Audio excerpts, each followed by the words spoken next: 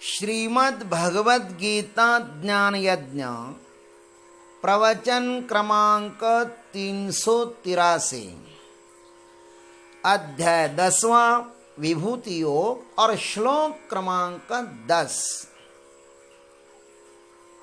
जय महाकाल। आज 30 मई 2021 है और आज से उज्जैन नगरी में होने वाले अपने महामृत्युंजय महायज्ञ की पूर्णाहुति के ठीक 258 दिन शेष है। जय महामृत्युंजय महायज्ञ। ओम त्र्यंबकं यजामहे सुगंधिं पुष्टिवर्धनम् उर्वारुकमिव बन्धनान् मृत्युर्मुक्षीयमामृतात्। समस्त जन कल्याणे निरतं करुणामयं नमामि चिन्मयं देवं सद्गुरुं ब्रह्मविद्वरम्। वसुदेवसुतं देवं कंसचाणूरमर्दनं देवकी परमानन्दं कृष्णं वन्दे जगद्गुरुम्। ओम तत्सत्। भगवान श्री कृष्ण ने 9वें श्लोक में कहा, मच्चित्ता मद्गत प्राणः बोधयन्तः परस्परं कथयन्तश्च मां नित्यं तुष्यन्ति च रमन्ति च। और मेरे भक्त किस प्रकार मेरा भजन करते हैं और किस प्रकार मेरे में रमन करते हैं और मेरे में संतुष्ट रहते, ये इस श्लोक में बताया था, 9वें श्लोक में। और उन भजनानंदी भक्तों के ऊपर भगवान संतुष्ट होकर उन्हें क्या प्रदान करते हैं, अब ये इस 10वें श्लोक में कहते हैं। भगवान उनको क्या देते हैं, आप सुनिए तो सही। तेषां सतत युक्तानां भजतां प्रीतिपूर्वकं ददामि बुद्धियोगं तं येन मामुपयान्ति ते। देखो भगवान क्या देते हैं, तेषां सतत युक्तानां प्रीतिपूर्वकं भजतां तं बुद्धियोगं ददामि।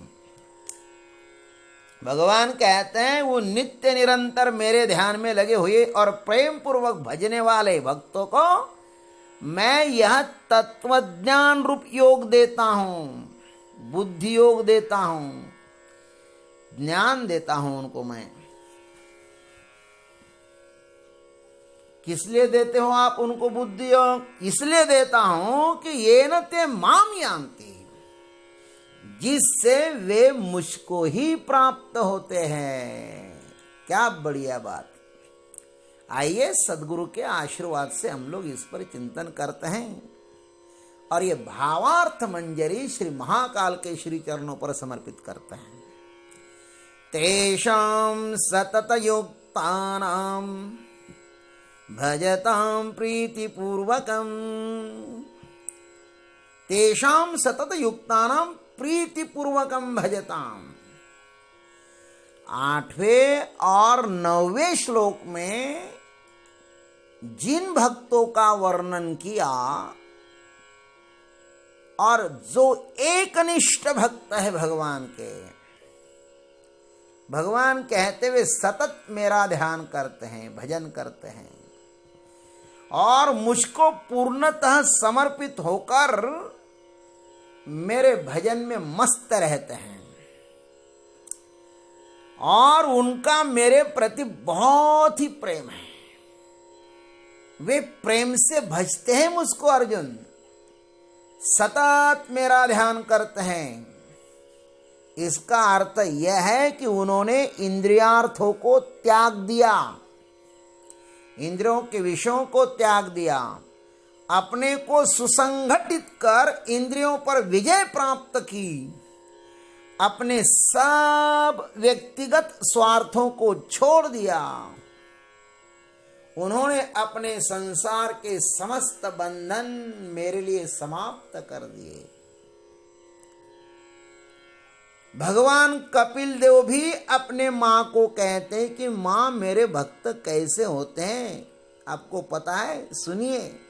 तितिक्षवः कारुणिकः सुहृदः सर्वदेहिनाम् अजातशत्रवः शान्तः साधवः साधुभूषणाः मय्यनन्येन भावेन भक्तिं कुर्वन्ति ये दृढम् मत्कृते त्यक्तकर्माणः त्यक्तः स्वजनबान्धवाः मदाश्रया कथामृष्टः शृण्वन्ति कथयन्ति च तपन्ति विविधास्तापान् नैतान् मद्गतचेतसः त एव साधवः साध्वी सर्वसङ्गविवर्जिताः संगस्तेष्वथते प्रार्थ्यः संगदोषाहराहिते।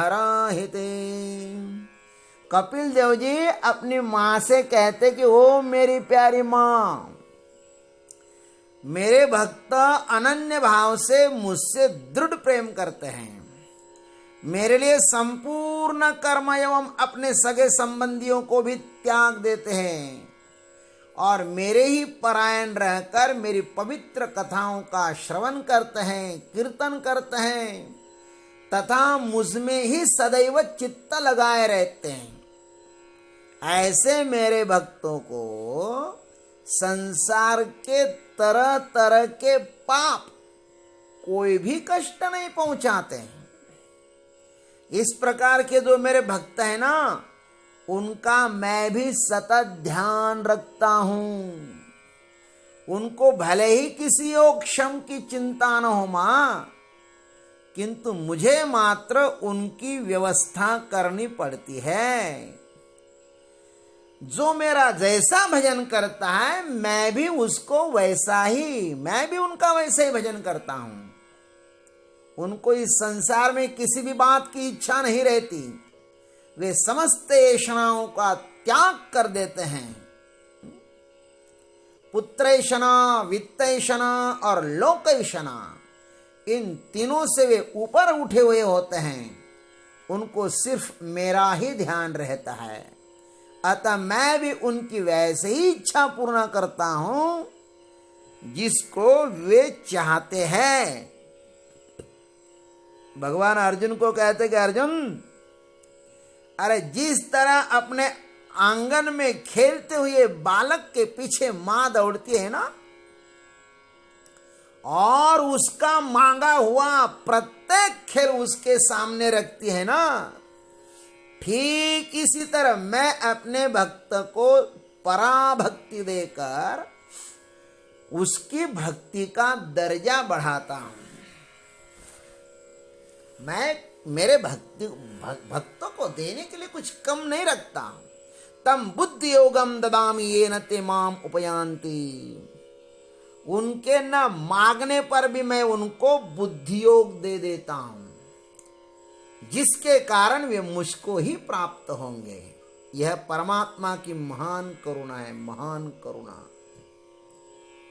अपने बालक को क्या चाहिए यह मां को ज्ञात होता है। यहां बुद्धि का अर्थ है यथार्थ तत्वज्ञान, क्योंकि यथार्थ तत्वज्ञान होवे तो ही भक्त भगवान से एकत्व भाव से जुड़ जाएगा। इसके जैसा श्रेष्ठ, इस तत्वज्ञान के जैसा श्रेष्ठ इस संसार में अन्य कोई भी लाभ नहीं है। भक्ति करना हमारा काम है और भक्ति का दर्जा बढ़ाना भगवान का काम है। हमारा काम सिर्फ प्रार्थना करना है, समर्पित होना है, उसके पास जाना अपना कर्तव्य है। फिर हमें कैसा रखना है यह उस प्रभु का काम है। और भगवान का दर्शन करने के लिए भी तो हम समर्थ नहीं है, लेकिन वही परमात्मा सामर्थ्य देता है। उसकी कृपा से उसका दर्शन होता है। भक्त को केवल प्रपन्न होना है। शरणम प्रपन्नम। अर्जुन तो भगवान को केवल प्रपन्न ही हुआ था ना। कार्पण्य दोषोपहत स्वभावः पृच्छामि त्वां धर्म सम्मूढचेताः यश्रेयस्यान्निश्चितं ब्रूहि तन्मे शिष्यस्तेहं शाधिमां त्वां प्रपन्नम। अर्जुन केवल प्रपन्न ही हुआ था तो कृपालु भगवान ने उस अर्जुन को क्या सुनाई? गीता जैसा परम ज्ञान सुनाया। अर्जुन ने गीता सुनने की इच्छा भी नहीं की थी, लेकिन भगवान ने अपने आप उसको यह दिव्य ज्ञान बता दिया। परमात्मा की कृपा से ही परमात्मा की प्राप्ति होती है। आप भगवान के पास चले आइए और फिर भगवान आगे का काम करते हैं और हमें आत्म साक्षात्कार तक पहुंचाते हैं।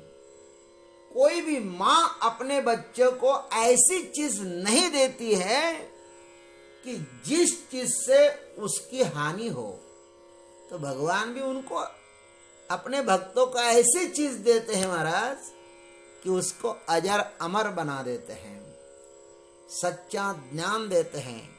इस संसार में सर्वश्रेष्ठ वस्तु यदि कोई है तो वह ज्ञान है, आत्म साक्षात्कार है, आत्म ज्ञान है। श्रुति ने स्वयं कहा है कीर्ते ज्ञानात्म मुक्ति ज्ञानादेव तु कैवल्यम। इसलिए उस ज्ञान को प्राप्त करो। यह चेद वेदी दत सत्यमस्ति न चेदिहा वेदिन महति विनष्टि भूतेषु भूतेषु विचित्य धीरः प्रेत्यास्माल्लोकात् अमृतो भवन्ति। तो भगवान अपने भक्तों को ये दिव्य ज्ञान देते हैं और वो ज्ञान देकर उनको इस संसार से सदा के लिए मुक्त कर देते हैं। परमात्मा से हम भी प्रार्थना करते हैं कि हे प्रभु, इस गीता ज्ञान के बहाने, गीता प्रवचन के बहाने आप हमें तार दो।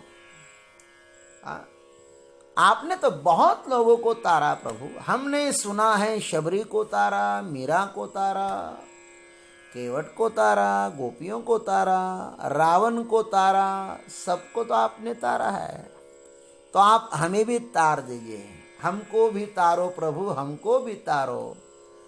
कुछ तो भी करके बहाना इस विष्णु सहस्त्रनाम यज्ञ के बहाने आप हमें तारिए, श्रीमद् भगवद गीता के बहाने आप हमें तारिए, लेकिन जरूर इस दुख रूप संसार से आप हमारी रक्षा करिए।